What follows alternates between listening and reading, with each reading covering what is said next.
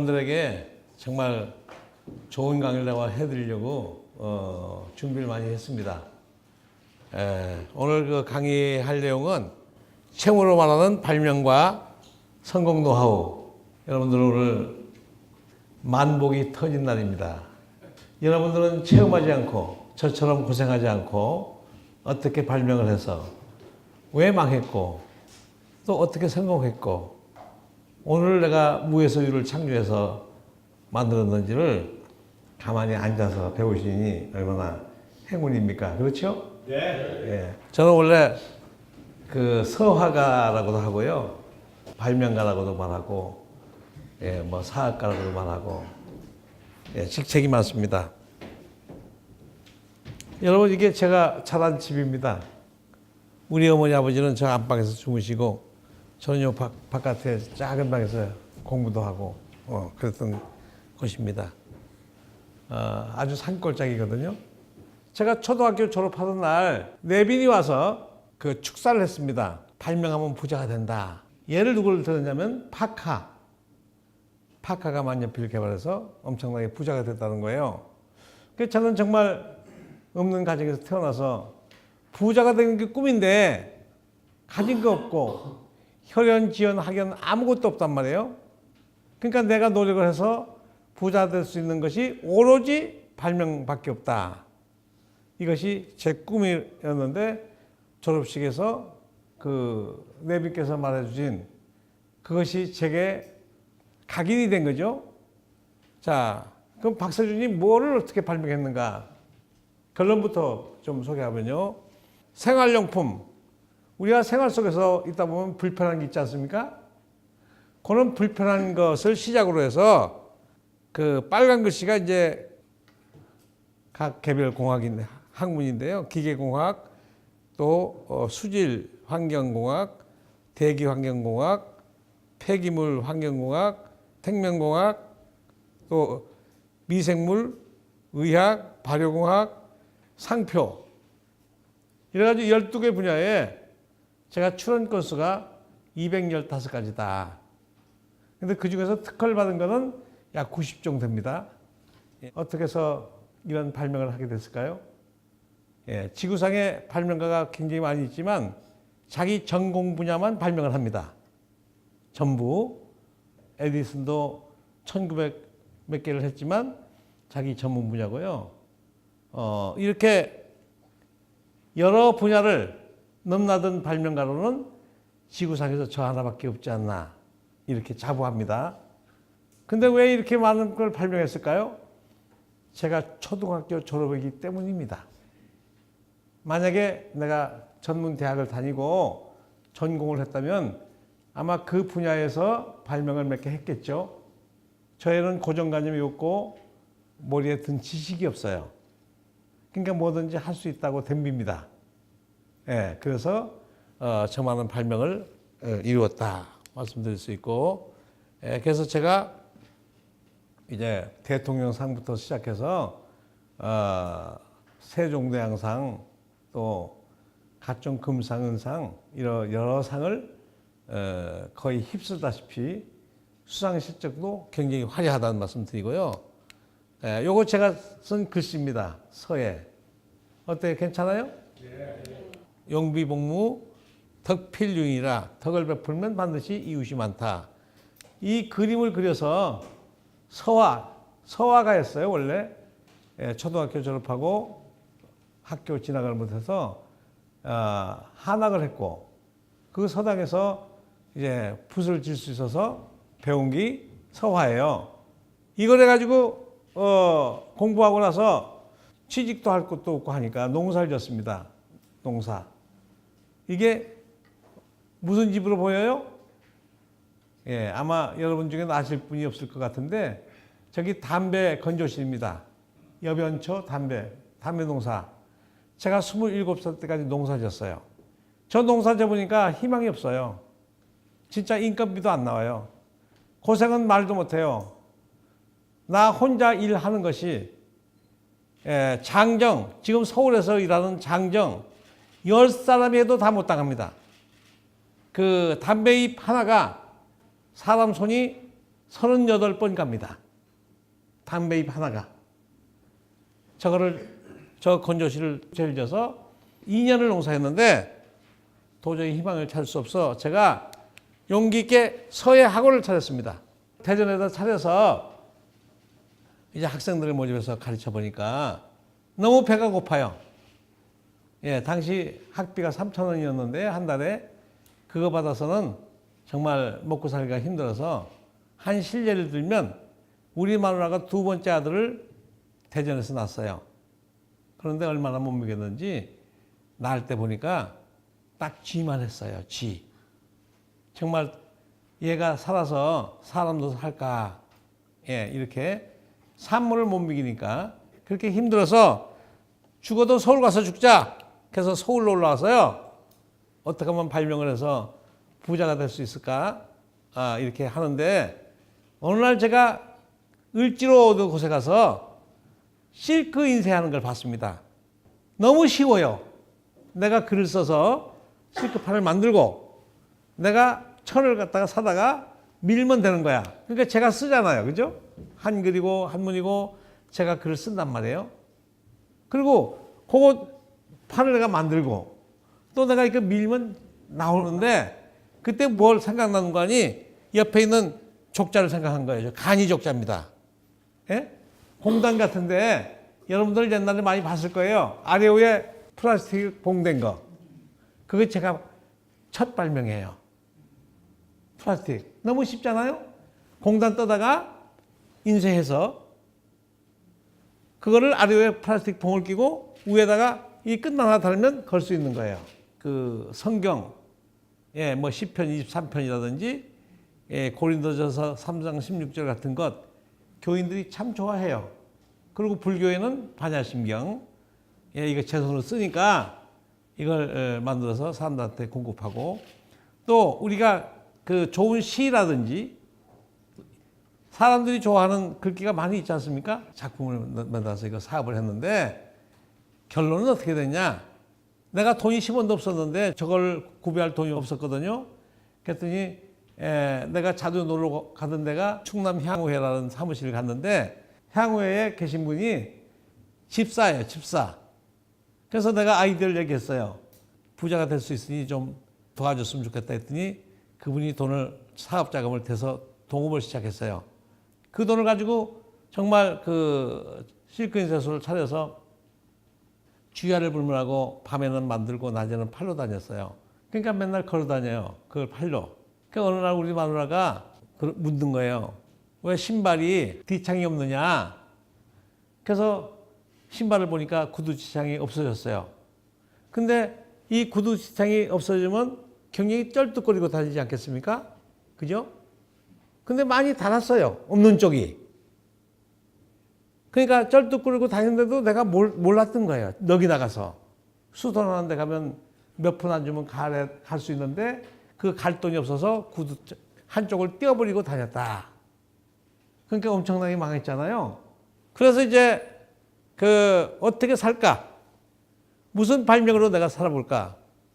근데 어느 날 제가 그린 글씨하고 그림을 인사동에 갖다 팔았는데 장당 500원씩 줬어요.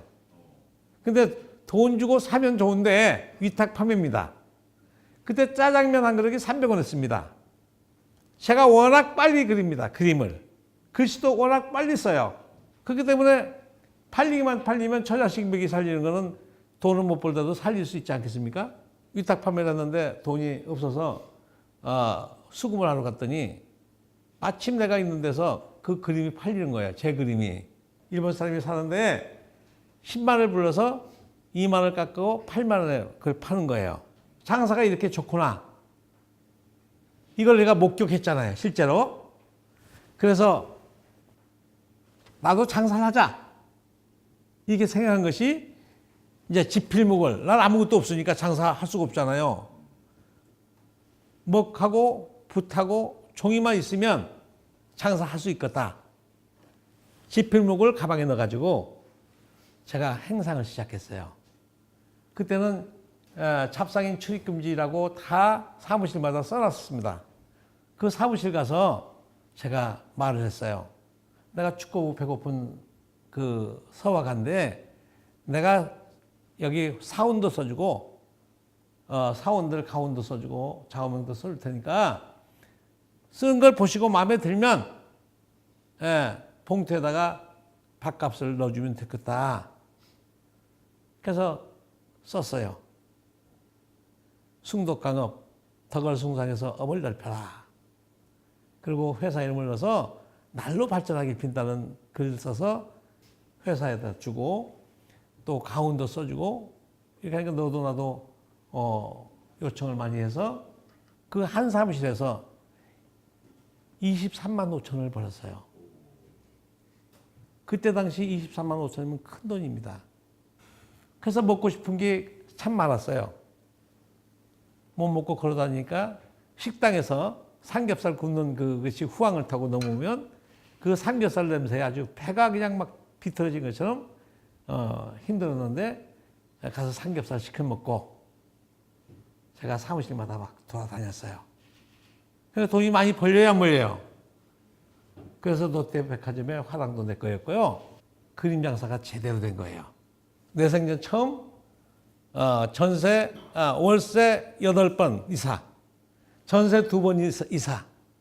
그래서 11번째 제가 그 집을 샀어요. 그 집이 대지가 80평에 건평이 60평인데 지층까지 합해서 3층인데 지가 이제 1층에 살게 되는데 거기에 응급세트를 갖다 놨는데 우리 집사람이 응급세트에 등걸이, 티테이블보, 수혜놓은 걸 갖다 걸었어요. 그걸 보고 제가 아이디어 나왔어요. 야, 빌딩을 몇 채 살 수 있는 있겠다고 하는 아이디어가 나왔어요. 예, 여러분 이거 많이 보셨죠? 한복의 그림. 예, 저기 제가 처음 개발한 겁니다. 저거 물감도 내가 개발했고요. 저거 그리는 기법도 내가 개발해서 직원들을 한 80명을 두고 저걸 시작했어요. 저걸 시작할 때 꿈이요. 굉장히 좋았어요. 돼지가 막 새끼를 낳아서 들어오고 산에 막 불이 나서 노젓가리에 불이 나서 티밥을 주워 먹고 엄청난 부자가 되는 꿈을 매일 꾸는 거예요. 그러니까 사업을 크게 하겠어요? 안 하겠어요? 있는 거 다 팔아서 제대로 해붙인 거예요. 제대로. 야, 빨리 돈을 벌어서 부자가 되자. 이래서 이제 동아일보나 조선일보 같은 데다가 그 그림에 소질 있는 남녀 직원 모집 이렇게 하면 하루에도 몇십 명씩 와요. 그때는 막 취직을 못해서 난리 때거든요. 그럼 내가 그림을 그릴 줄 아는 사람이니까 이 초상화 같은 그림은 기법만 알면 누구나 다 그릴 수가 있다. 똑같이 박세준 사진을 넣으면 박세준과 똑같이 그립니다. 그런 기법은 너무 쉬운 기법이에요. 무슨 그림이 어려운 거냐? 이런 저 대나무 보세요. 분 몇 번 안 갔지요? 이렇게 살아있는 그림, 움직이는 듯한 그림, 이런 그림이 어려운 그림이고 숙달된 그림이에요. 예를 들어서 말을 그리면 말이 막 뛰어가는 것 같기도 하고 물을 그리면 물이 흐르는 느낌이 드는 그림이 좋은 그림이다.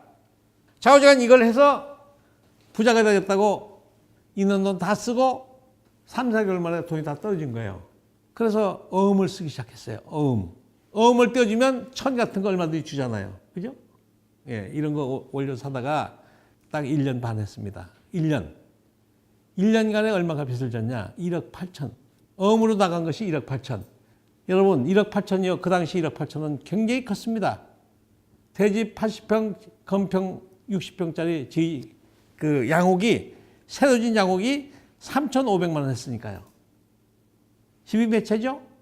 약 5채 가량을 제가 빚을 진 거예요. 그러니까 얼마나 힘들겠어요. 그 빚 때문에. 그죠? 죽고 싶어도 죽을 수가 없었어요. 왜? 아버지가 식도암으로 사경을 헤매셨고 또 어머니는 치매를 앓으셨어요. 제가 다 모시고 있었는데 그 부도가 나도 부모님 돌아가신 다음에 부도가 나라가 기도했습니다. 내가 그 회사를 판다고 했더니 어떤 사람이 회사를 평가해보니까 8천만 원이 나왔는데 4천만 원 사겠다고 해서 팔았어요. 그러니까 빚이 1억 4천 남았잖아요. 제가 고민을 했어요. 어떻게 이 빚을 갚고 부도를 내지 않고 내가 남의 남편 된 사람으로서 남편 노릇하고 또 자식들한테 부모로서 부모 노릇할 수 있는, 예? 어떻게 하면 내가 이 빚을 갖고서 세상을 살아갈 수 있을까? 고민 중에 정말 기가 막힌 아이디어가 딱 나왔어요. 발명이. 사업적인 아이디어. 어떤 제품을 만드는 게 아니라 마케팅 아이디어가 나온 거예요. 제가 망해가지고 오고 갈 데가 없으니까 누가 공터를 빌려줬어요. 서초구 방배동에 공터를 빌려줬는데 그게 108평짜리입니다. 그걸 빌려줘서 그 길가에는 펜스를 치고 속에다는 이런 판잣집을 지은 거예요. 한 5평이나 4평쯤 될 거예요. 사무실이. 그리고 한쪽에는 천막을 쳤어. 공장으로. 그 전기는 이제 이웃집에 빌려 쓰면서 그 집 전기세까지 다 물어주는 조건으로 전기를 쓰고 물과 화장실은 그 어린이 놀이터 화장실 이용해서 제가 사업을 시작한 거예요. 난 아이디어가 뭐냐면 한중 동양화 중견작가 작품 비교 전시회. 이 전시회를 해로 제가 돈을 많이 벌어서 부도 안 내고 다 갚았는데요. 이렇게 보니까 여러분들 아이디어가 아닌 것 같죠? 제가 정말 돈 없이 돈 버는 데는 아주 기재입니다. 돈 가지고 하면 망하고 돈 안 가지고 돈 없이 시작하면 전부 성공해요. 제가 그림을 그리잖아요. 그죠? 그 당시 이 빚을 이걸로 갚을 수 있다고 확신한 아이디어가 뭐냐? 이동전시했어요. 이동전시회. 그게 제 아이디어예요.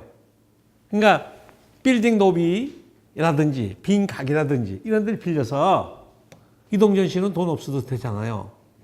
그래서 작품은 구하면 되는 거여서 제가 이제 그 그림을 그리니까 이제 도자기 공장을 찾아갔어요.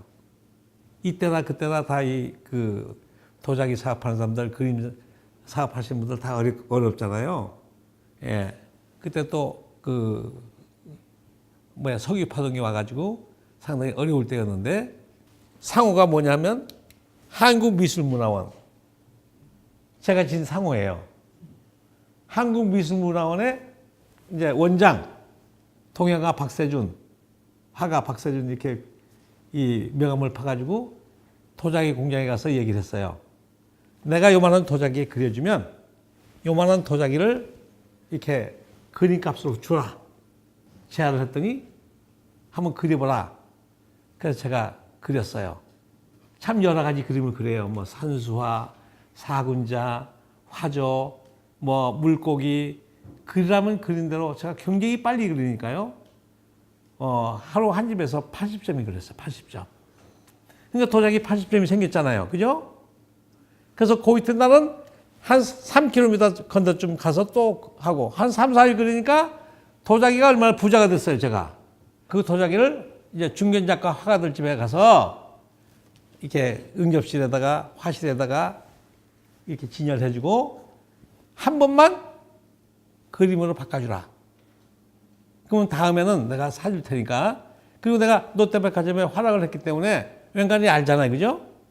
이래서 한국의 중견작가 작품을 구하고 제가 그 당시에 지금도 그렇습니다만 대만의 중국 그림이 엄청나게 좋았어요. 정말 살아 움직이는 그림이에요.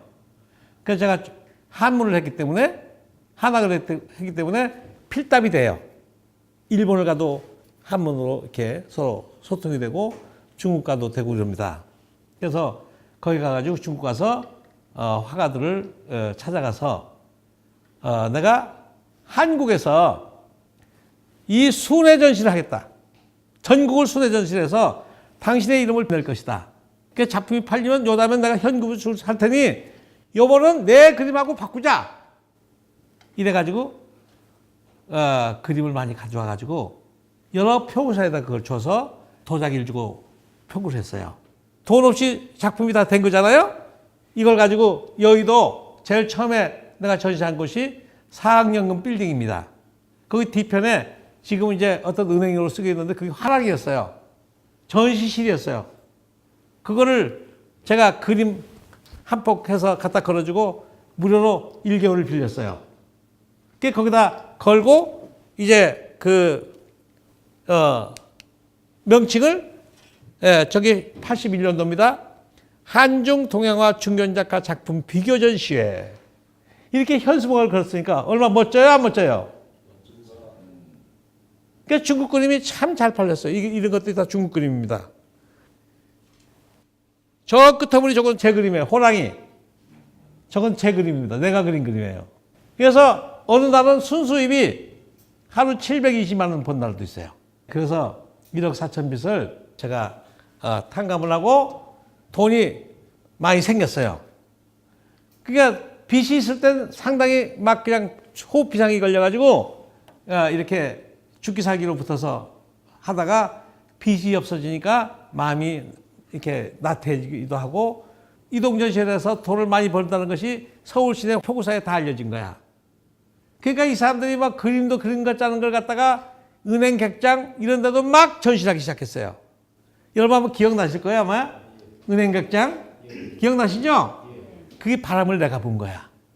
그래서 내가 일본을 가서 한 3개월 동안 또 전시도 하고 한중일 그 동해가 작품 비교전 일본 가서도 또 한 3개월 제가 다닌 적이 있습니다. 돈을 벌어서 제가 뿌리찾기 운동, 봉사활동을 많이 했어요. 예, 돈은 벌지 않고 가온복 운동 뭐 이런 걸 오래 하다 보니까 돈이 떨어져서 이제 돈을 좀 벌어야겠다 싶어서 생각해낸 것이 이런 가온이나 좌우명 이걸 서각 작품을 만들어서 이 아름다운 무늬목에다가 이 글씨를 써서 조각해서 그림을 그리고 이걸 조각해서 이런 사업을 해보자. 그때는 제 이름이 뭐냐? 박목상이죠. 박목상. 박하백, 뭐 발명가, 또 뭐 박원장, 뭐 그러다가 지금 박목상이 된 거죠. 오늘 요 시간 내에 여러분들한테 중요한 얘기를 해야 되기 때문에 제가 깊이는 말씀드릴 수가 없고 자관 이 사업으로 망했어요. 또다시 빚을 졌어요. 그래가지고 어떻게 하면 살아남을까? 또 돈 없이 돈 버는 아이디어가 나와야 되잖아요. 그죠? 근데 어느 날 아이디어가 나왔어요. 바로 이겁니다. 수석사진. 돌에다가 사진을 정말 예술적으로 만드는 거죠. 예, 저걸 제가 개발했어요. 그래가지고 여러분 저거 전국 열풍 난 거 아시죠? 저기 바로 시조가 박세준입니다. 저거 재밌죠? 수마석에다가 사진을 감쪽같이 붙여서 저거 영원히 변치 않습니다. 저걸 개발해서 1년간 장사를 했는데 별 소득이 없어서 대리점을 제가 모집을 했어요. 전국에 사진관에다 샘플을 걸어놓고 주문을 받는데 동서남북에서 이게 들어오니까 전부 다 자동차로 이걸 갖다 줘야 된단 말이에요. 그럼 오토바이도 날라줘야 되고 그래서 그것이 거리상도 그렇고 소득이 없어서 이제 그 지역 상권을 팔자. 종로구면 종로구를 팔고 이래서 한번 전국을 팔자 해가지고 전국 지도를 갖다가 서울시 지도도 갖다 벽에 걸고 전국 지도도 갖다 걸고 이래가지고 신문 광고를 내는 거예요. 그때는 신문 광고 손가락 두 크기면 사람 엄청나게 왔습니다. 또 광고를 아주 재밌게 하거든요. 그래서 뭐 종로구는 상권이 좋으니까 300만 원. 그래서 제가 전국을 다 팔아먹었어요. 그러니까 돈이 생겨 안 생겨요? 그때가 1988년도입니다. 88 올림픽 당시에요. 한날은 저 미사리에 그때 차가 막 들어갔었습니다. 거기에 미사리 있는 돌은 전부 다 저런 수석사진을 만들고도 남는 좋은 돌이에요. 갔더니 대리점들이 돌을 주소를 많이 온 거예요. 그 사람들이 그러는 거예요. 누가 돌을 좀 주워다가 주는 공급해주는 업자가 있으면 좋겠다. 그렇게 제안을 해요. 그래? 거기다가 신문 광고를 냈어요. 자동차 소유자 대박! 그럼 자동차 가진 사람이 뭐예요? 안 뭐예요? 너는 한강돌 주워서 서울에 있는 대리점한테 판매하는 거는 2천만 원. 금강돌 받아서 대전 시내 충남에 공급하는 거는 얼마? 그 전국에 낙동강 섭리가게 다 팔아먹었어 내가. 그랬더니 그때 뭐가 붐이 일었냐? 이민이 붐이 이민. 하마석에 아이디어가 또 나왔어. 이민 대박. 그래 안 그래요? 이제 나라를 팔아먹는 거야. 그래서 카나다, 브라질, 호주 내가 다 팔아먹었어. 잘했어 못했어? 그래가지고 돈을 벌어서 빚을 갖고 돈이 생길 거 아니에요? 그거 가지고 뭘 만들었냐? 이제 정식적인 발명이 나왔어요. 이때부터. 고난도의 발명이 나온 거예요, 저한테. 이것이 뭐냐? 10초 이내에 목적지를 찾는 나침반 지도. 이 속에 나침반이 들었어요. 이 지명에다가 놓고 이게 버튼을 누르면 딱 지도가 열리고 색인부가 있어서 방금 위치를 찾는 거예요. 목적지나 현재 위치를. 그리고 나침반이 있어서 나침반 밑에 좌표가 있잖아요. 지도에 인쇄된 좌표를 일치시키면 지구와 그 방향이 일치가 되는 거 아니에요? 쉽게 얘기하면 이게 내비게이션의 전신이라고 보시면 됩니다. 요 속에 지도가 이렇게 광역시 다 들어가요. 이래가지고 이제 저 속에 이제 목적지 현재 위치를 이렇게 간단히 표시할 수 있는 장치도 마련해두고 이것들을 만들고 그다음에 저거는 자동차 안마기였어요. 안마기. 그때도 한 자동차가 100만 대 됐어요. 100만 대. 자동차 운전하다가 졸면 죽잖아. 그죠? 졸지 않게 하면 이거 떼돈 벌겠다. 버려요 안 버려요? 그래서 저걸 개발하고 저 옆에 있는 거는 이제 성경이고 반야신경이고 저 속에 불을 켜면 무드등인데 이 벽에 글씨가 써지는 거예요. 그거 얼마나 멋져? 아이디어 좋죠? 그래서 이걸 가지고 부자가 될 것이다. 이거를 개발하기 시작했어요. 여기에 다 사출이 들어가잖아요. 사출, 그죠? 플라스틱 사출. 이거 제가 다 도면을 그렸어요. 자동차 안마기는 속에 그 전자부품이 많이 들어갑니다. 그 회전체도 들어가고. 이거를 제가 이제 연구하기 시작하는 거예요.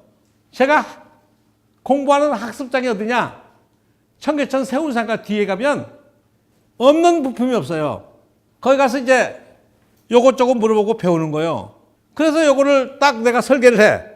어떠한 부품을 갖다가 어떻게 해서 내구성은 얼마나 갈지 이런 것까지 다 참작을 해서 이제 제품을 개발하기 시작하는데 좌우간 1년 만에 완 제품을 만들어서 결론부터 말씀드리면 요 나침반 지도는 그래도 국제화재라고 있었고 그 금강재화에서 저걸 판촉물을 썼어요.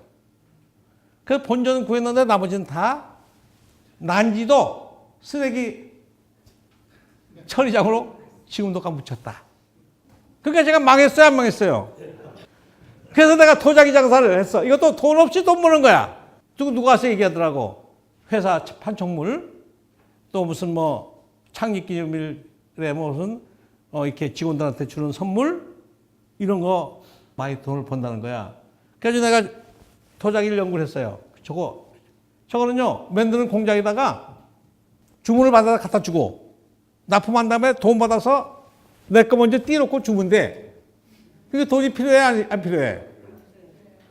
10원도 불필요해. 내 노력만 있으면 되는 거야. 아이디어만 있으면 되는 거야. 그래서 연구를 해보니까 도자기 발명이 하나 생겼어. 그게 원적외선이 나오는 도자기가 내가 최초 개발한 거예요. 예. 커피를 담아놓으면 커피가 맛이 가. 소주를 담아놓으면 소주 맛이 화하니 독소가 없어. 거기다 소주를 먹다가 일반 유리잔에 먹으면 컥해. 그 정도로 순해져요. 그걸 제가 개발해서 특허 신청을 했어. 그래가지고 이제 그 제1금융권, 제2금융권 이 금융권에다가 카달로그를 해서 전부 다 보내고 제가 찾아가서 설명을 하는 거예요. 가서 술도 먹여보고 커피도 따라서 먹여보고 이렇게 해가지고 제가 1년에 13억 7천만 원씩 팔았어. 내가 혼자서. 여직원 하나 있었고 심부름하는 남자 직원 하나. 딱 셋이. 그래서 나침반지도 또 저기 안마기 무드등 만들어서 홀딱 망한 거 다 빚을 갚고 돈이 생겼어 안 생겼어? 생겼습니다. 그 돈 가지고 한 것이 뭐냐? 나침반 지도에서 개선된 10초 만에 찾는 지도. 이거 우성지도 모르면 간첩이야. 우성지도 사장이 나야. 10초 이내 찾는 지도. 저 색인부가 있잖아요. 저걸 딱딱딱 넘겨가면 이제 그 색인부가 있어서 거기서 가로 세로 찾으면 진짜 10초 내에 찾아요. 누구나. 목적지 지도를 한 번에 딱 여니까 세계 최고로 편리한 지도책을 만들어서 제일 싸게 파는 거야. 어디에다 팔아? 보험회사. 여러분 종합보험 들면 저 지도책 다 줬어. 그게 나 때문에 받은 거야. 보험회사 그랬지. 너희들 말이야 돈만 받아먹고 도대체 주는 게 뭐냐? 응? 이거 지도책을 주면 사고도 덜 나서 좋고 위치를 몰라서 방황하다가 사고 나는 경우가 많잖아요. 두 번째는 이 지도책은 앞면, 뒷면에 지도들이 제작하면 광고가 다 들어가잖아요. 무슨 보험 같은 거, 그죠? 이거 하면 너희들 건데 매우 좋다. 그래가지고 내가 제일 처음에 LG화재라는 데 갔어요. 가서 바로 주문을 받고 이제 그 계약서가 있을 거 아니에요? 그런 걸 들고 오후에는 국제화재를 갔어. 그 이튿날은 삼성화재를 찾아갔어. 그래가지고 그 해에 80만 부 팔았어. 80만 부. 1,000원씩만 남아도 얼마요? 그죠? 엄청 번 거야. 이거를 15년을 150만 부씩, 100만 부씩 15년을 팔았어요. 내가 부자요, 안 부자요? 부자요. 대박 났어, 안 났어? 네? 자, 그래가지고 저 누빙집, 판잣집을 멸한 거야. 저 빌딩을 사고. 저기 현재 우리가 쓰는 빌딩이에요. 15년간 저기서 저렇게 망하고 흥하고 저기서 제가 15년을 샀다. 예. 그래서 이 빌딩을 샀다. 지도책으로. 지금부터 이제 본론이 들어가는 거예요.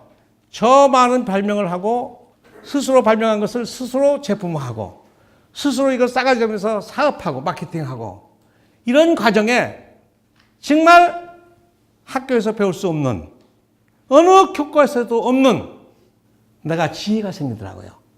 고장난 펌프를 보고 저 펌프를 어떻게 하면 그 고장나지 않는 펌프를 만들까? 그 생각이 보통 3초 내지 5초 이내에 생각이 나는 거야. 여기 1995년도 개발한 건데 자동공학 펌프.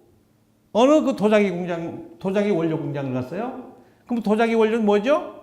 흙이잖아요. 흙물을 이렇게 탈수해서 고액 분리할 때 고압 펌프로 그걸 밀어 넣는 거예요. 탈수 장치에다가. 물이니까 이렇게 할 수가 없는 거지. 예, 이렇게 해서 이 피스톤이 움직여서 이제 액체를 고압으로 내보내는 거예요. 그게 고장이 났어. 그 보는 순간에 내가 그랬어요.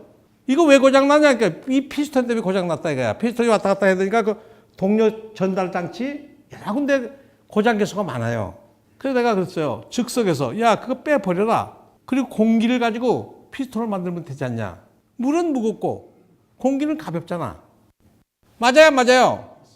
아니 그거 모르는 사람이 있어 없어? 내가 그거 알잖아. 그 자연의 법칙을. 그걸 그대로 응용한 거야. 그래가지고 이 펌프를 보는 순간에 개발해서 이걸 세계 특허를 냈어. 현재도 삼성전자 또 현대중공업 고난도 폐수 처리 고액 분리하는데 이것이 고장 없이 잘 가동되고 있다.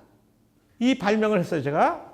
예, 발명을 해가지고 1998년 대한민국 특허기술대전에서 초등학교 졸업 부부가 금상, 은상을 수상한 동영상을 한번 보시겠어요? 다음 달에 열리는 대한민국 특허기술대전에서 국내 처음으로 부부가 금상과 은상을 받게 되었습니다. 부부가 각자 발명왕이 된 것도 이채롭지만 두 사람 모두 초등학교밖에 다니지 못했기에 더욱 뜻깊은 기록입니다. 양창승 기자가 취재했습니다. 피스톤 대신 공기압을 이용하는 새로운 개념의 고압 펌프를 발명한 중소업체 사장 박세준 씨. 기존의 모터 펌프보다 비용이 절반밖에 들지 않는 반면에 효율은 5배나 돼서 이번에 산업자원부 장관상을 받게 됐습니다. 현재 박 씨가 갖고 있는 국내외 특허는 모두 57가지. 그러나 발명품들이 모두 성공을 가져다 준 것만은 아니어서 14번이나 사업에 실패한 쓰라린 경험도 갖고 있습니다. 이런 그 기술을 개발하고 신제품을 만든다고 하는 것은 이건 도전 의식이 없으면 안 됩니다. 그러니까 그 실패를 각오하고 발명 아이디어부터 설계 제작을 도맡아 하는 박 씨지만 최종 자문은 늘 사업 동료인 부인에게 구합니다. 그걸 다는 거야, 그 헬타. 남편과 별도로 지도 제작 업체를 운영하는 부인 전금자 씨 역시 목적지를 손쉽게 찾는 지도로 이번에 특허 청장상을 받습니다. 생활 속의 불편함을 해소하려는 끊임없는 노력이 초등학교 졸업이 학벌의 전부인 이들 부부를 독자적인 벤처 사업가로 이끌었습니다. MBC 뉴스 어때 보셨어요?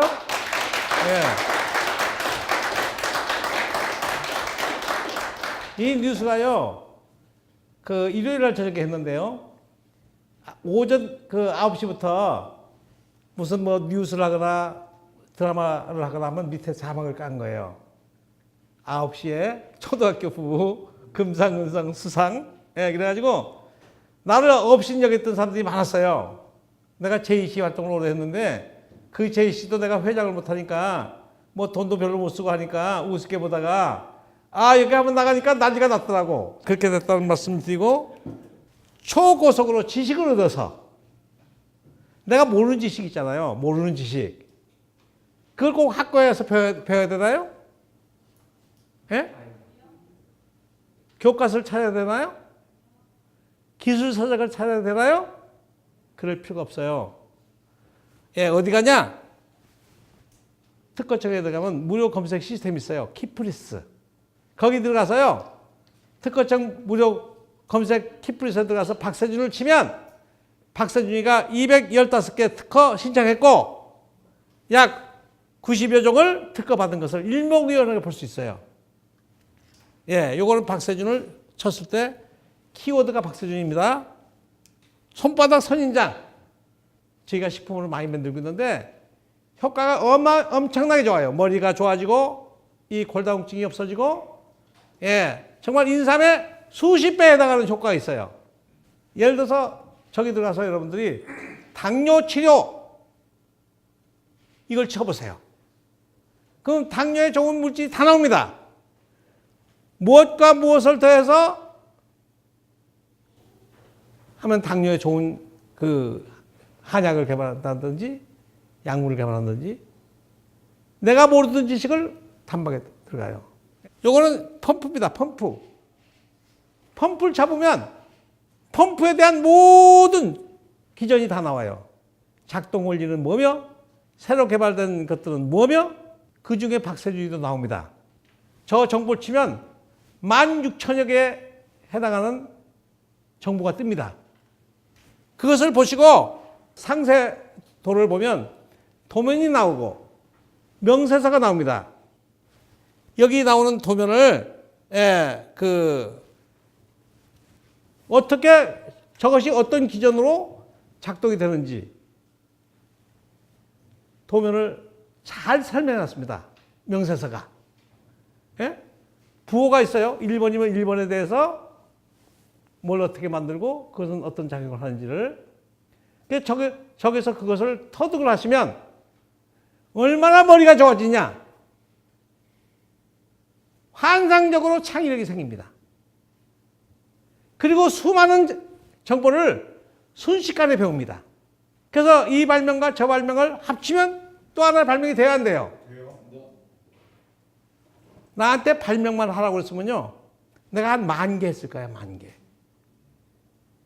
내가 사업을 하기 위해서 한 거지. 그러니까 215개 그친 거예요. 그래서 이 특허 정보를 위해서 초고속으로 지식을 얻고 초고속으로 발명을 하는 거예요. 옛날에 우리는 자동차가 가다가 고장나면 스스로 다 고쳤습니다. 지금은 고칠 수가 없어요. 전부 다 전자화돼서 보이지 않아. 옛날에는 길 가다가 고장나면 뜯어보면 요 뿔하고 왜 무슨 때가 껴가지고 그 발화가 되지 않는구나. 또 가만히 보면 배기 폭발 이런 기전에 의해서 이것이 작동되는구나. 가만히 보면 알 수 있었잖아요. 또 옛날에 시계도 뜯어서 지가 고쳤잖아. 여기 시계 뜯어본 사람 없어요? 옛날에 라디오도 고쳤어요.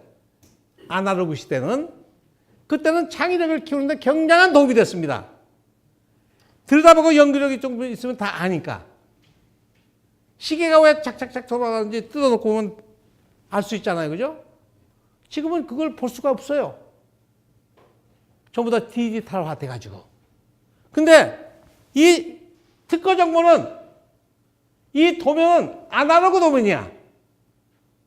저걸 보면서 그 구성, 부호 하나에 부품의 이름을 알고 부품이 어떻게 생겼는지를 다 명세서가 설명하고 있단 말이에요. 그래서 저걸 연구를 해서 들어가면 창의력이 좋아질까요? 안 좋아질까요?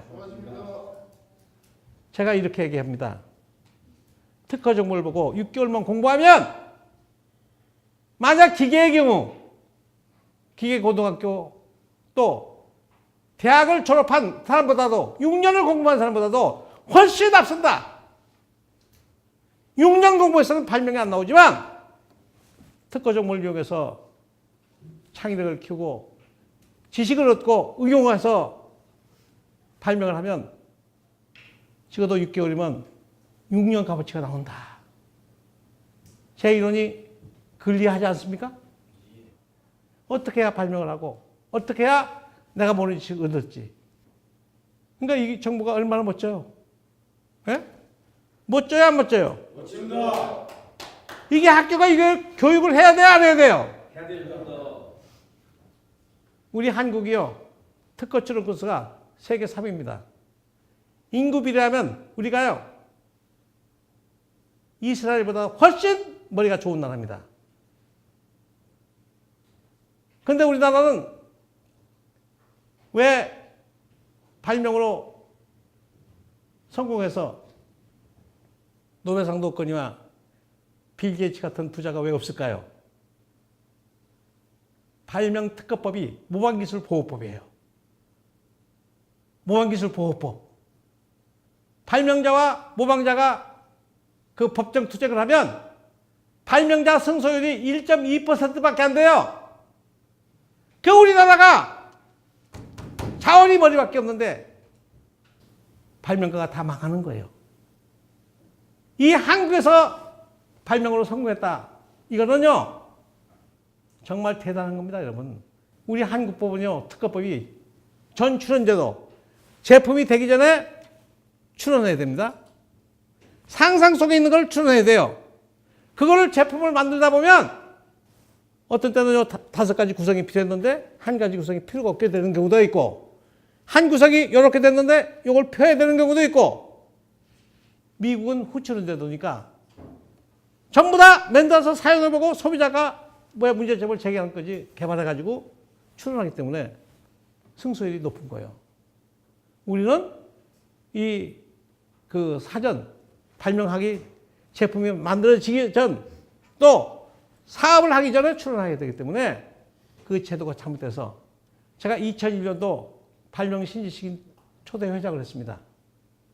그 특허법을 개혁하기 위해서 많은 노력을 했지만 허사가 되고 말았는데 자관 이게 구성이에요. 구성. 이게 도면이죠. 도면에 뭐 11, 33, 13 이렇게 돼 있죠. 이런 구성이 명세서에 가면 잘 설명되어 있습니다. 자, 그래서 제가 개발한 것이 펌프를 펌프와 이 탈수 시스템을 고압 제가 개발했고 또 세준 디오 펌프라고 하는 저거는 어떻게 개발했냐. 어떤 친구가 나를 오페스 처리장을 구경을 시켰어요. 근데 거기에 막 공기를 갖다 막 불어넣더라고요. 여러분도 보셨죠? 어항에 왜 공기를 불어넣어요? 용존산소를 만들기 위해서. 거기 세균이 잘 살도록 환경을 만들어주기 위해서 산소를 넣어주는 거예요. 근데 그것이 수압에 의해서 4m 이하를 못 들어가요. 그리고 엄청난 동력이 들어가요, 그게. 그걸 보고 제가 세준 디오 펌프라는 걸 말했어요. 저 디오라는 것이 용존산소 약자입니다. 저 펌프를 개발했어요. 이 이론은 뭐냐? 물과 공기를 수면에서 믹싱을 해요. 그러니까 공기를 집어넣는 것보다는 수백 배 용해가 되는 거야. 산소가. 그리고 수차에 의해서 수십 메타, 수백 메타라도 그냥 무동력으로 투입시킬 수가 있단 말이에요. 수차에 의해서. 그죠? 저걸 개발해서 제가 저게 어느 정도 위력이 좋으냐면요. 보통 산소를 이렇게 불어넣어가지고 폐수 처리를 하려면 한 개 C를 하려면 수만 평이 들어갑니다. 수만 평. 정말 면적이 큰데 저거를 10분의 1, 20분의 1, 100분의 1도 줄일 수 있는 거예요. 자, 그래가지고 제가 창업 노하우 그 지식과 지혜를 깨닫는 이 초고속 성공 키워드라는 책을 또 써서 내기도 했습니다. 저 책에 이제 그 지식은 뭐고 지혜는 뭔지 제가 잘 밝혀놨어요. 여러분 지식은 뭐냐? 이미 조금 전에 제가 말씀드렸는데요. 학교에서 배운 거, 책에서 배운 거, 어떤 신문을 보고 배운 거, 어떻게 안 것이 지식입니다. 지혜란 무릇 내가 체험을 해서 깨달은 것이 지혜입니다. 지식이 많게라도 응용할 수 있는 지식은 거의 없습니다. 그렇지만 체험으로 깨달은 지혜가 무의 소유를 창조하는 창조적으로 사용된다는 겁니다. 자, 그 실례를 내가 들어드릴게요. 이게 경기도 시흥시 1일 100톤 음식물 쓰레기 자원화 시설 기술 공모에 여기 있는 박세준이가 1등 했어요. 음식물 쓰레기는 뭐가 들어가죠? 이물질. 정말 불필요한 것이 많이 있잖아요. 비닐 조각이라든지 이런 수저라든지 핸드폰도 들어있습니다. 이런 것들을 분리해야 되고 염분도 해결해야 되고 저 시설이 경기도 시흥시가 기술 공모했는데 공사 금액이 49억 5천만 원짜리입니다. 그 기술 공모에 대기업 7개가 나왔고 1인 발명가 박세준이가 나간 거예요. 박세준이가 저것이 그냥 5톤, 10톤 갖다 들이부면 자동으로 이물질이 걸러지고 거기서 염분도 빼지고 저기 발효가 돼서 양질의 퇴비가 돼서 자동차에 실려주는 시스템을 모터가 72개가 연동되는 방대한 시설에 기술 공모에 제가 1등 했어요.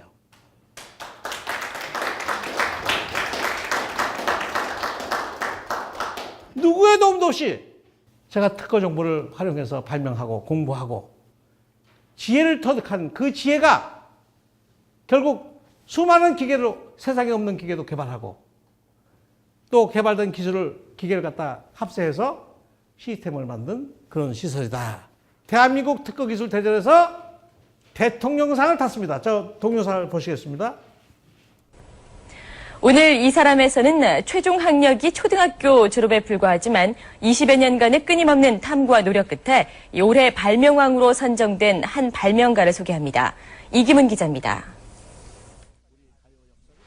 경기도 시흥시에서 나오는 하루 50여 톤의 음식물 쓰레기로 농사용 퇴비를 만드는 곳입니다. 음식물 쓰레기로 만든 퇴비는 그동안 염분 농도가 높아 문제가 됐지만 이 퇴비의 염도는 기준치 1%보다 훨씬 낮은 0.07%에 불과합니다. 현재 부근 농가에 무료로 나눠주고 있습니다. 양질의 그 천연 퇴비로서 유기농업을 경영하는 농민들로부터 큰 호응을 받고 있습니다. 이 시설을 개발한 사람은 환경벤처기업가 박세준 사장입니다. 쓰레기도 이용하기 나름이란 생각에서 출발했습니다. 처치하기 곤란한 폐기물인데요. 어떻게 생각하면 이것이 좋은 원자재가 될 것 같아가지고 개발하게 됐습니다. 비닐봉투와 같은 이물질을 제거하는 기술과 물을 섞어 염도를 낮추는 기술 등이 박 사장의 발명 특허입니다. 박 사장은 최종 학력이 초등학교 졸업에 불과하지만 끊임없는 노력으로 지난 22년 동안 38건의 각종 특허를 따냈습니다. 이렇게 생활 속에서 문제를 자꾸 찾아내고 또 그 문제를 어떻게 해결할까 고민하고 이렇게 하는 가운데 이제 고난도의 기술까지 발명을 했습니다. 오늘 대한민국 특허 대전에서 대통령상을 받은 박 사장은 이제 세계 최고의 폐수 처리 기술 개발에 도전하고 있습니다. KBS 뉴스 이기문입니다.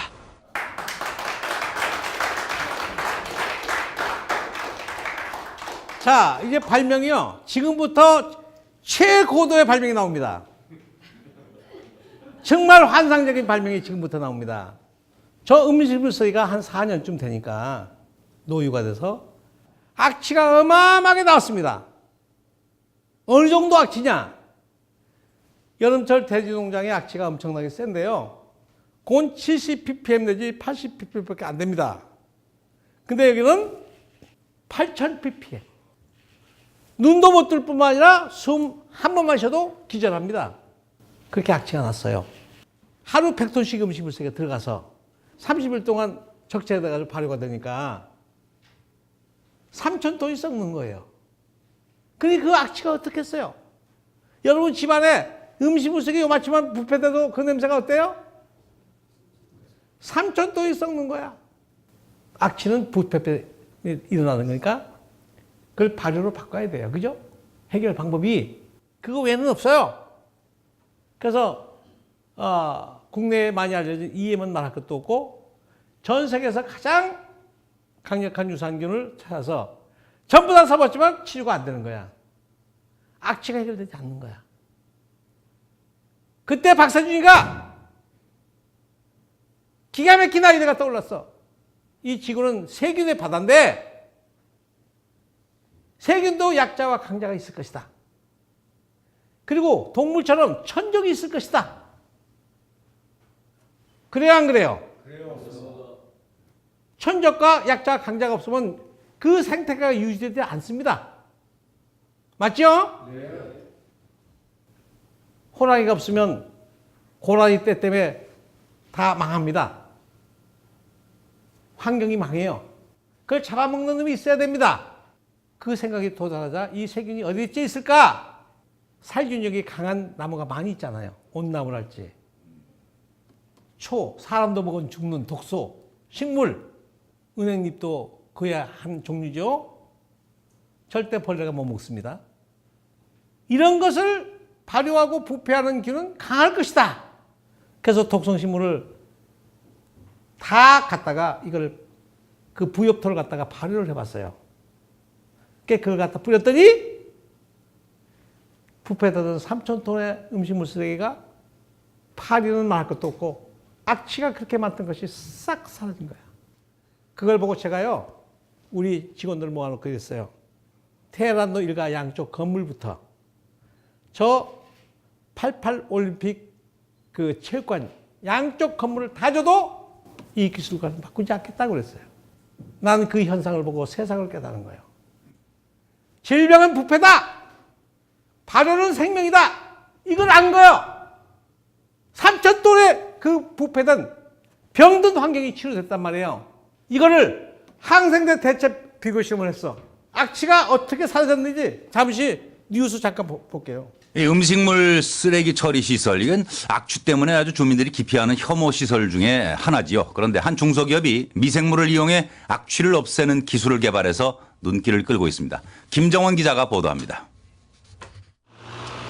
경기도 시흥시가 운영하는 이 음식물 쓰레기 처리 시설은 2년 전만 하더라도 쓰레기 썩는 냄새로 몸살을 앓았습니다.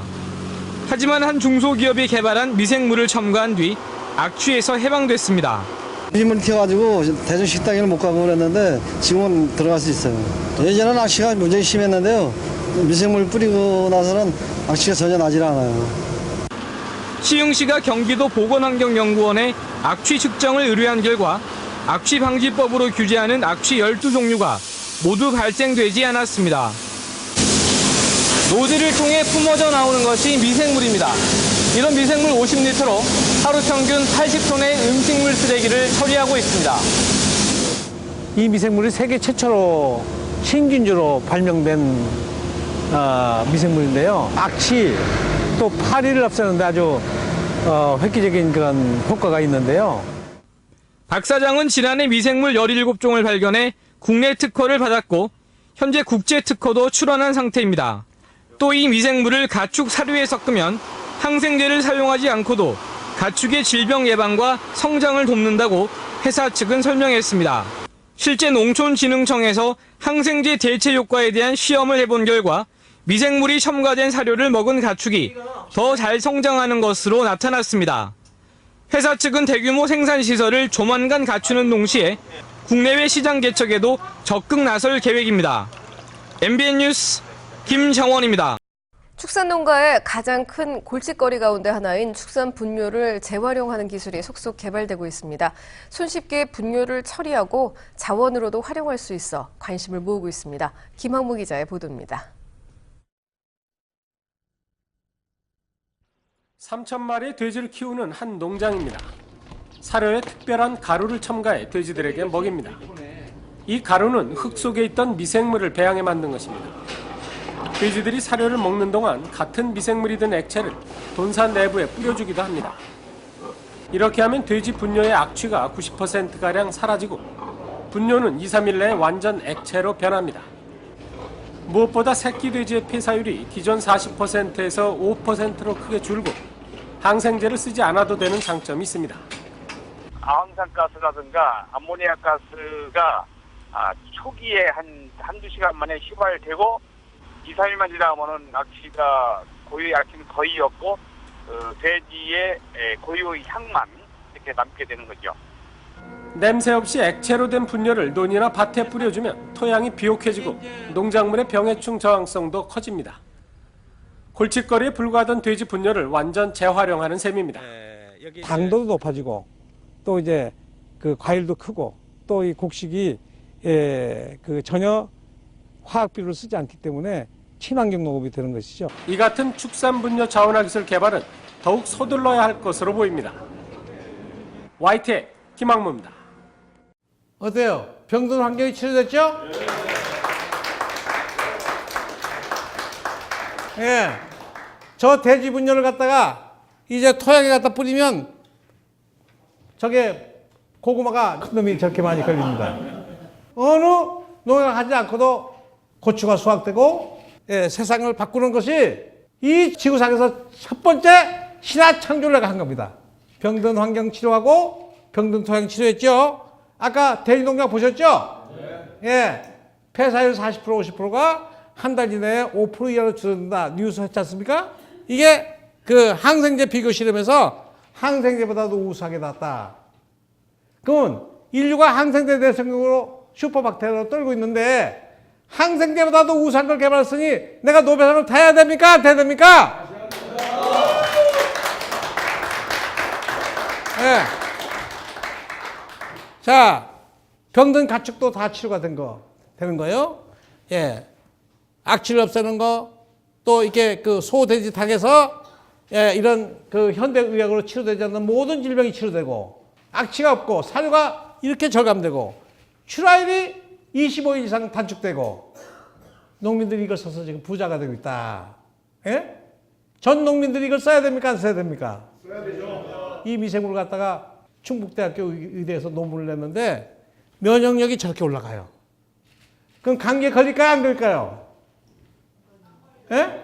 걸렸더니 치료가 되겠죠? 또 감기뿐만 아니라 독감, 무슨 메리스 문제가 돼야 안 돼요. 이게 아토피, 건선, 암, 각종 질병이 어떻게 치료되는지 동영상 한번 보시겠습니다. 나는 이거 환자를 48년 환자를 본 사람으로서 도저히 아토피는 정복할 길이 없어. 근데 이게 되더라고요. 아토피 우리 병원에 입원 3번까지 했었는데 뭐 대학병원 삼성으로는 다 했는데 안 돼서 이거 2달 해서 100% 완치를 하는 환자입니다. 청년인데 얼굴부터 온몸이 제일 심한데 다리 이런 쪽에 이렇게 살이 엉망이 된 사람이 2달에 100% 완치가 됐어. 2달 만에. 정말 그 제대를 했어. 제대로 하면 제일 먼저 나한테 인사를 왔고.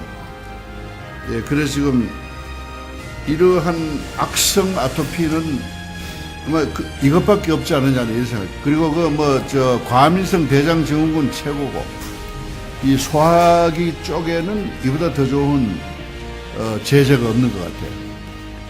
그 다음에 일반적으로 성인병을 막아주는데도 이거보다 더 좋은 게 없고.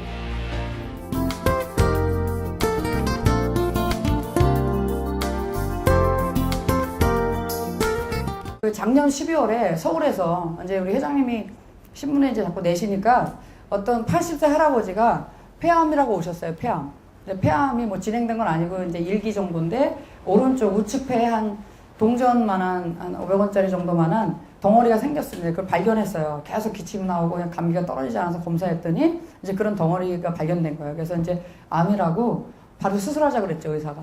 근데 이분이 80세인데 자기는 그런 치료 안 받겠다 그러고 이제 4개월 됐으니까 뭐 좀 변화가 있는지 좀 사진을 찍고 싶다는 거예요. 이제 의뢰를 해가지고 사진을 찍었습니다. 근데 이번에 딱 의사가 딱 사진을 띄우는 순간 딱 보니까 없는 거예요. 그래서 그냥 바로 알았다는 거예요. 그 조직 자체가 없어진다는 건 굉장히 사실은 놀라운 거거든요. 제가 의사로서는. 이 여자애는 4세 여자아이입니다. 4세. 태어나서 1년 됐을 때부터 아토피가 심했어요. 물론 스테로이드 계속 썼고 그 다음에 이제 항생제를 자꾸 쓰게 되잖아요. 상처가 많이 나니까. 그래서 얘를 이제 아까 말씀드렸지만 이제 기본적으로는 우리 유산균을 먹입니다. 일단 먹이면 이렇게 뒤집어지고 그다음에 멸치를 함께 하면서 빨리 좋아지는 거죠. 이게 45일째입니다. 지금 흉터만 남았죠.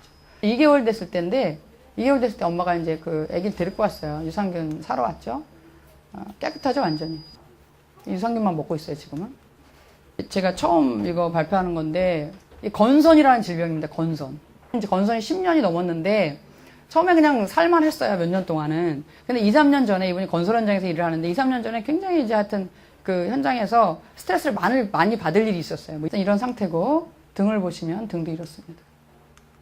얼굴까지 이분은 제가 본 가장 심한 케이스인데 온몸이 이러세요. 온몸. 팔, 다리. 근데 이분이 정말 괴로운 건 또 뭐냐면요. 아예 잠을 못 잡니다. 그래서 몇 년 전부터 계속 수면제를 먹고 자요. 왜냐면 그 다음날 일을 하려면 억지로도 자야 되니까. 모든 환자를 저는 장을 건강하게 해주면서 체온 관리해주고 소금 먹게 하고 전 아주 단순하게 치료합니다. 아까 이제 이 장애독 면역 치료를 하는 게 유산균 먹으면서 그 다음에 이제 소금도 먹고 2, 3회 치료하고 난 다음에 한 2번인가 3번 오신 다음부터 수면제 끊었어요. 일단 잠을 잘 수 있으니까. 가려운 게 가라앉았어요. 이분이 26일 만에 어떻게 됐는지 보세요. 26일 만에 상당히 좋아졌죠. 등이 이랬었는데 26일 만에 이렇게 됐습니다.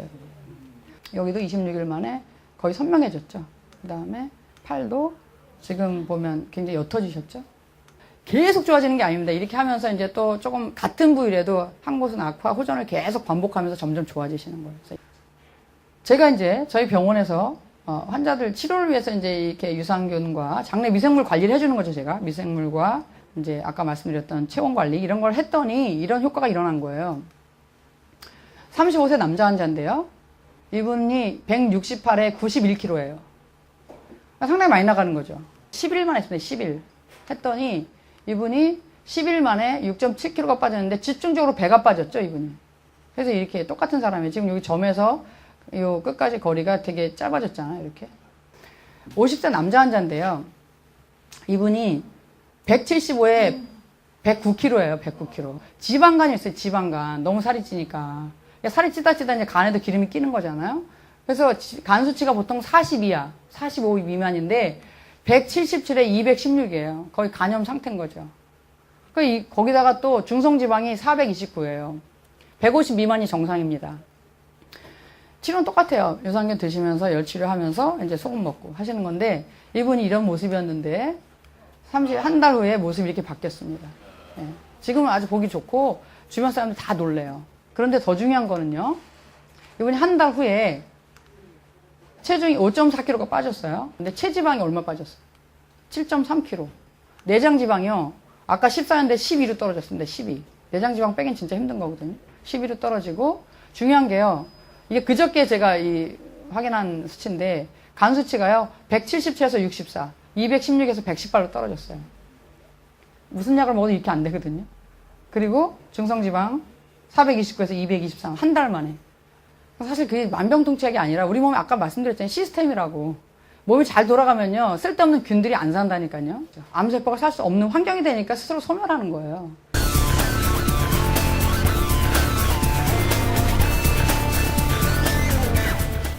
암은 무서운 게 절대 아니에요, 병이. 암이 무서운 게 뭐냐? 전입니다. 메타스타즈 스피드. 그러니까 전이 속도가 빠르기 때문에 죽는 겁니다. 그죠? 요 메타스타즈, 전이를 적게 하는 것이 지금 이 효소 테라피입니다. 아셨죠? 효소를 복용하니까 어떻게 되냐? CD44가 확 감소가 돼요.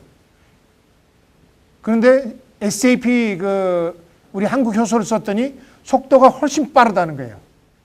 암 전이 속도가 상당히 낮아지면서 경감이 되고 환자들이 얼굴이 달라지고 화색이 좋아지고 특히 자궁 쪽은 상당히 예민하거든요, 여자들이. 산도가 높고 그런데 이제 여기서 이제 치료를 하게 되면 방사선 치료 후에 한 달이 지나고 나서도 계속 피가 흘러요.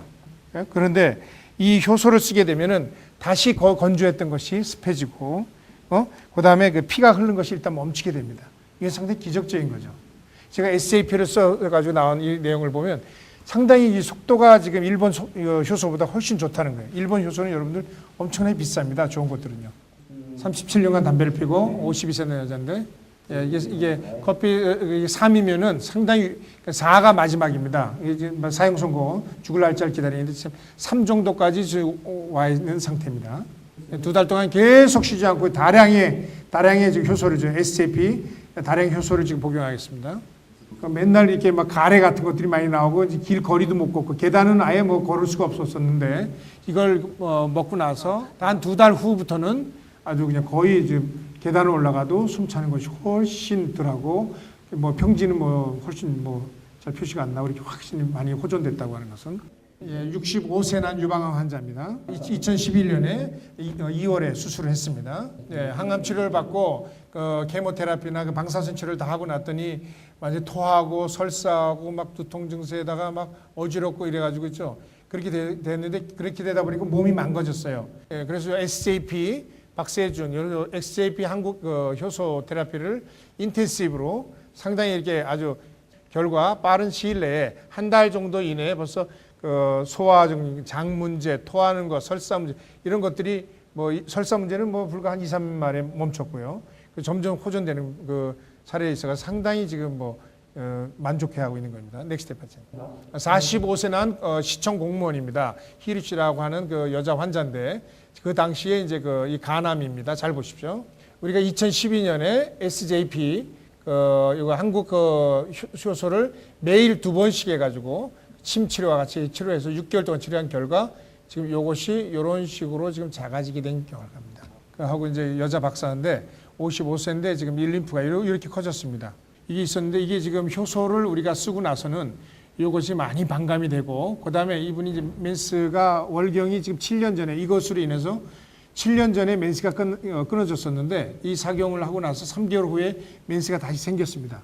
근데 얼굴이 훨씬 쭈글쭈글했던 얼굴이 한 60대 중반 후반 보였던 얼굴이 한 10년 이상 젊게 보이는 얼굴로 변하더니 멘스가 다시 터지게 돼가지고 이거 지금 많이 호전되고 있는 상황입니다. 아프리카나 인도를 갔다 오면요, 유럽 사람들이 만성 설사에 막 견뎌내지 못합니다. 그때 우리가 지금 이 엔자임을 가지고 SAP나 효소를 가지고 적용을 했더니 이런 아프리카나 인도에서 와서 감염이 된 유럽 사람들이 상당히 감염된 그런 만성 설사나 장염의 문제가 안 되는 것들, 트립토판으로 안 되는 걸 갖다가 효소를 썼더니 효과가 거의 100%에 가깝더라. 한국에서 개발된 이 효소가 앞으로도 더 고급화가 돼서 전 세계에 아주 모든 전 세계 인류들이 잘 쓰는 그런 기회가 왔으면 좋겠다고 하는 바람으로 마지막으로 마치겠다고 합니다. 박수로 마칩니다. 감사합니다. 이제 보세요. 2001년 대통령 수상할 때고 2004년도에 제가 이제 아까 보신 성공 키워드 썼을 때 그걸 한국일보가 보도했는데 거기에 나온 신문입니다. 2004년과 2017년, 2004년도가 우리 아버지 같잖아요. 자, 이걸 가지고 이제 이렇게 해봤더니 의료보험이 한 80%가 국가적으로 쓰면 전량이 된다는 통계고요. 자, 여러분들 양생의학 박세준을 치면 네이버에 들어가셔서 그럼 지금까지 내가 강의한 내용이 주요한 것만 골라서 아까 그 동영상도 다 볼 수 있습니다. 너무 긴 시간 끝까지 이렇게 들어주셔서 감사합니다.